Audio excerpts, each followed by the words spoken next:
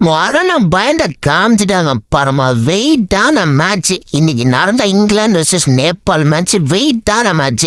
எப்போ என்ன மாதிரி பெர்ஃபார்மன்ஸ் இந்த நேபாள் காரணங்கிட்ட இருந்து என்ன மாதிரி மேட்ச்.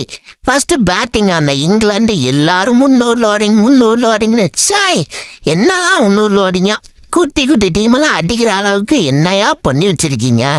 எப்போ அந்த ஜாக்கப் பத்தல வெயிட்டா ஆனோம் 35 பால் 55 ரன்னு கூட அந்த ஹாரி ப்ரூக்கே சும்மாவே பார்ட்னர்ஷிப் போட்டு கும்மி அடிச்சிட்டானுங்க நேபாள.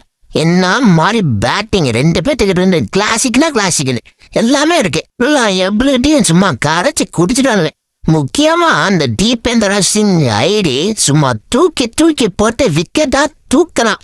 2 விக்கெட் ஜம்முன்னு எடுத்து எக்கனாமிக்கலாவும் போட்டான். முக்கியமா அந்த டெபியூ ஆனாம் பாரு ஷேர் முலாங்கிறவன் ஃபர்ஸ்ட் பாலே ஃபினிஷர் தூக்கிட்டான். டெபியூ ஆனா ஃபர்ஸ்ட் பாலே ஃபினிஷர் தூக்கிட்டான். இந்த சண்டே பிளவினிச்சு எவ்வளோ அந்த ஒரு ஓவரில் ஒரு ரன் அந்த எக்கனாமிக்கலா போட்டான் பாரு. அந்த ஓரம் திரும்ப 200 ரன் அடிக்க வேண்டிய இங்கிலாந்து 184 ரன்னுக்கு 7 விக்கெட். அடுத்து பேட்டிங்கு வந்த நேபாள என்ன மாதிரி பேட்டிங் பவர் பிளேல ஃபர்ஸ்ட் 3 ஓவர்ல விக்கெட்டே உள்ள. அடுத்தது இந்த ஆஷிப் ஷேக்குங்கிற பேட்ஸ்மேன் அவுட் ஆனோம். அடுத்ததுதான் கேப்டன் ரோஹித் பவுடர் சும்மா வெளுத்து வாங்கினா. அதுக்கு நடுவுல பூட் அலுங்கிறவன் அவுட் ஆயிட்டான். அடுத்தது பவுலிங் பங்கமா போட்டா தீபேந்திர சிங் ஐரி சும்மா சொருகினா இங்கிலாந்து பவுலர்ஸ் 2 பேர் போட்டு போதக்க ஒவ்வொரு பாலும் வெளியே போக முதல்ல 2 பேரும் அவுட் ஆயிட்டானுங்க. முக்கியமா ஜோஃப்ரா ஆர்ச்சர் வாழ்க்கையில மறந்துருக்க மாட்டான். இன்னைக்கு போட்ட பல்லையெல்லாம் ஓவரா என்ன மாதிரி அடி. இந்த லோகேஷ் கிட்ட இருந்து நான் எக்ஸ்பெக்டே பண்ணல. 20 பால்ல 46 ரன் தேவை. ஸ்லோயர் பாலா போட்டான் தூக்கி சொருவிதான் லோகேஷ் போமே. அடுத்தது இந்த லூக்குடு அதே மாதிரிலாம் பயத்துல ஒயிரா போடுறான். அவ்வளவுதான் முடிச்சு விட்டானுங்க.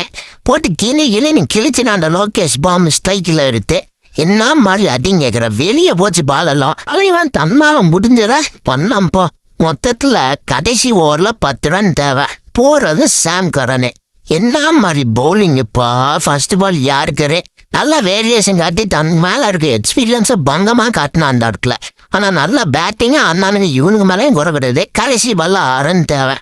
ரொம்ப ரொம்ப ரொம்ப ரொம்ப எல்லாரும் போய் பேச ஆரம்பிச்சுட்டானுங்க சாம் கரன் இப்படி போடு அப்படி போடுன்னு. கடைசி பால் சூப்பரா எக்ஸிக்யூட் பண்ணி மேட்சை தூக்குனானுங்க இங்கிலாந்து.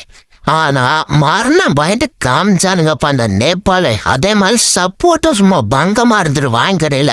என்ன மாதிரி சப்போர்ட்டுன்னு கேட்குறீங்க.